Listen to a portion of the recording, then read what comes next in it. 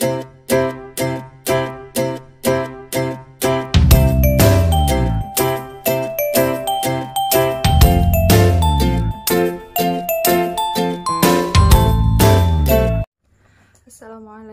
warahmatullahi wabarakatuh.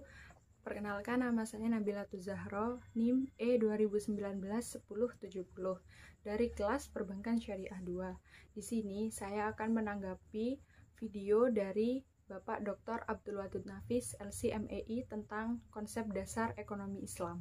Ekonomi di dunia ada dua, yaitu ekonomi kapitalis dan ekonomi sosialis. Ada juga yang menganut di tengah-tengahnya, yaitu menganut ekonomi kapitalis dan sosialis. Yang pertama, kita akan membahas dulu apa sih ilmu ekonomi. Ilmu ekonomi adalah cabang ilmu yang membahas tentang perilaku manusia dalam memenuhi kebutuhannya dan memuaskannya. Lalu ada juga ilmu ekonomi Islam. Apa itu ilmu ekonomi Islam? Yaitu cabang ilmu yang membahas tentang perilaku manusia dalam memenuhi kebutuhannya dan memuaskannya untuk mencapai falah yang didasarkan kepada Al-Quran, As-Sunnah, Ijma, dan Qiyas. Di dalam ekonomi konvensional dan ekonomi Islam ada persamaan, yaitu sama-sama untuk memenuhi kebutuhan manusia dan untuk memuaskannya atau untuk kepuasan manusia.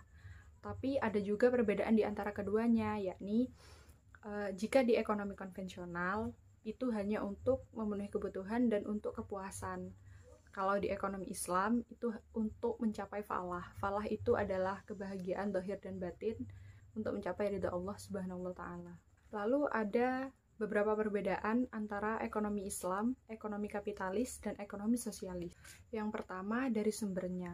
Kalau di ekonomi Islam bersumber dari Al-Quran, As-Sunnah, Ijma, dan Qiyas.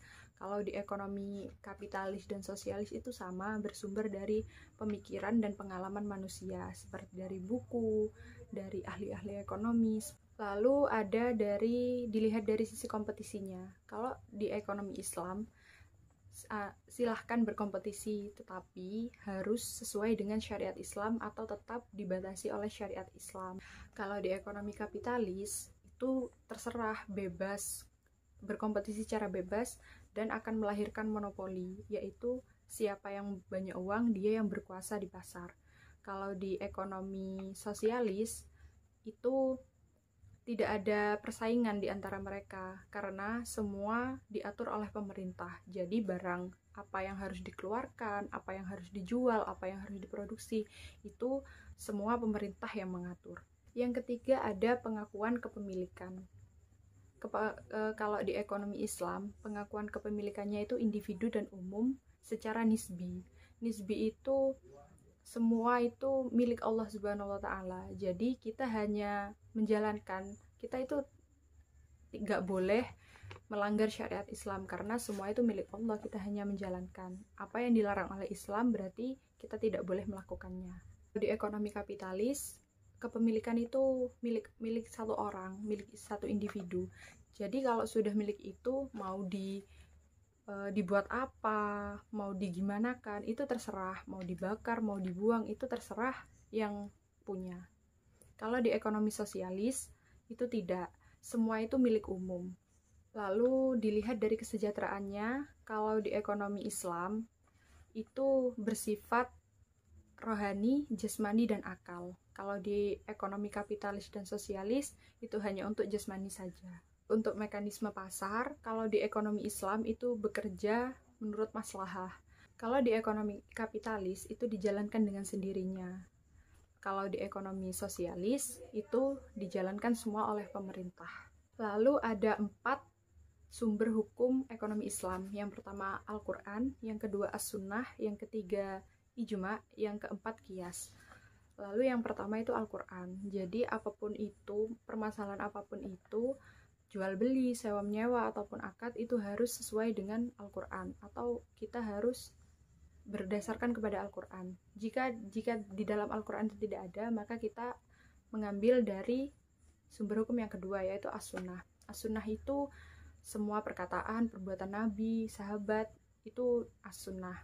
Jika tidak ada juga, maka kita ke sumber hukum yang ketiga, yaitu Al-Ijma.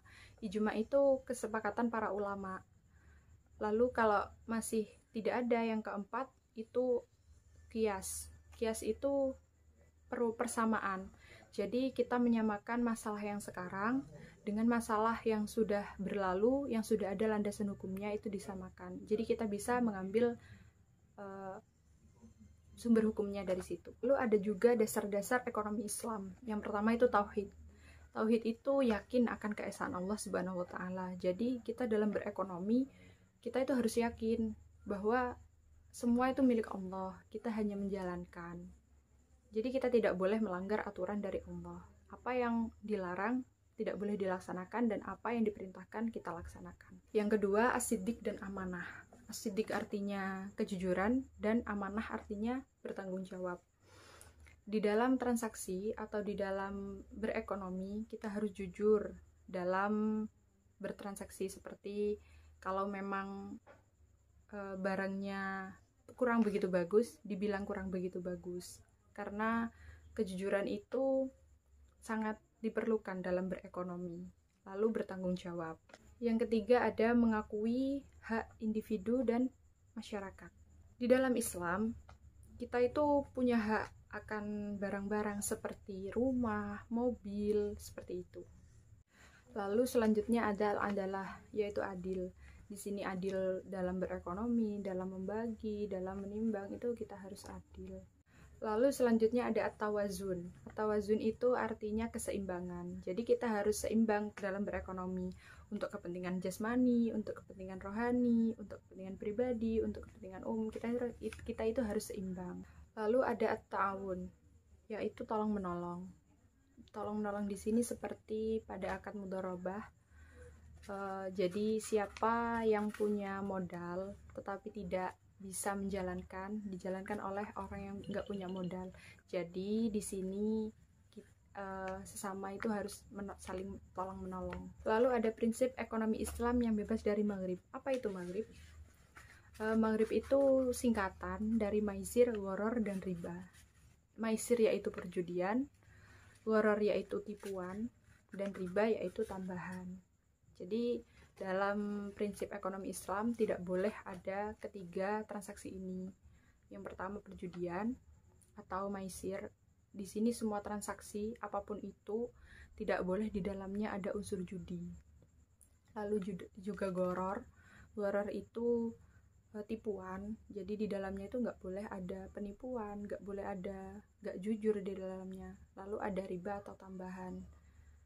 Riba itu ada dua, yaitu riba fadl dan riba nasi'ah. Riba fadl ini contohnya kita membeli emas itu harus sama antara gramnya dan harus kontan. Seperti kalau makanan itu beras, timbangan harus sama gitu.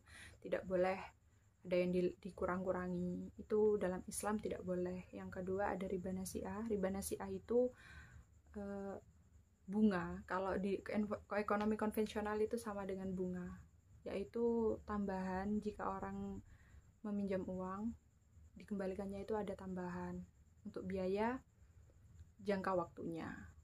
Contohnya kita meminjam uang 1 juta dan harus dikembalikan 1.050.000. 50 ribunya itu namanya riba nasi'ah atau bunga kalau di ekonomi konvensional. Lalu ada karakteristik ekonomi Islam. Yang pertama, terikat dengan akidah, syariah, dan akhlak. Seperti yang dijelaskan di atas, kita harus tetap memegang syariah Islam. Di apapun transaksi kita tetap semua itu ada batasannya, yaitu syariah Islam. Kalau akhlaknya seperti ada kejujuran, tanggung jawab, itu di dalamnya itu harus ada. Lalu yang kedua, harta kepunyaan Allah dan manusia sebagai khalifah. Di sini bermaksud semua harta yang ada di dunia ini milik Allah. Manusia hanya menjalankan. Jadi kita sebagai manusia nggak boleh ngelanggar apa yang dilarang oleh Allah dan melakukan apa yang memang diperintahkan dan diperbolehkan. Yang ketiga, larangan gharar, maisir, dan riba. Seperti yang dijelaskan di atas, gharar itu tipuan, maisir itu perjudian, riba itu tambahan. Kalau di ekonomi konvensional sama dengan bunga. Lalu yang keempat, ada keadilan dan keseimbangan dalam melindungi kepentingan individu dan masyarakat. Di sini kita harus seimbang dalam kepentingan individu kita, kepentingan masyarakat. Itu di dalam karakteristik ekonomi Islam itu harus seimbang antara kepentingan sendiri dan kepentingan masyarakat. Lalu yang kelima ada keseimbangan kerohanian dan kebendaan. Di sini bermaksud kepentingan kerohanian, kepentingan diri kita, kepentingan rohani kita, dan kepentingan kebendaan atau kepentingan harta kita itu kita harus bisa menyeimbangkannya. Tidak boleh hanya untuk harta benda, tidak boleh hanya untuk rohani saja. Jadi kita harus seimbang. Lalu yang keenam ada bimbingan konsumsi. Jadi apa yang harus dimakan, halal atau tidak, baik atau tidak, itu dalam Islam diperhatikan. Ketujuh ada bentuk investasi. Di mana bentuk investasi ini dalam Islam kita harus tahu dulu bagaimana investasi itu berjalan. Apakah di dalamnya ada tipuan atau ada seperti maisir gitu, tidak boleh di dalam Islam. Jadi kita harus benar-benar tahu investasi itu seperti apa, lalu apakah di dalamnya ada larangan Islam atau tidak. Yang kedelapan ada zakat. Zakat di sini berarti mengeluarkan harta kita sebanyak 2,5% untuk kepentingan orang lain. Mungkin hanya itu saja yang dapat saya sampaikan. Kurang lebihnya saya mohon maaf. Apabila ada salah kata, mohon dimaafkan. Wassalamualaikum warahmatullahi wabarakatuh.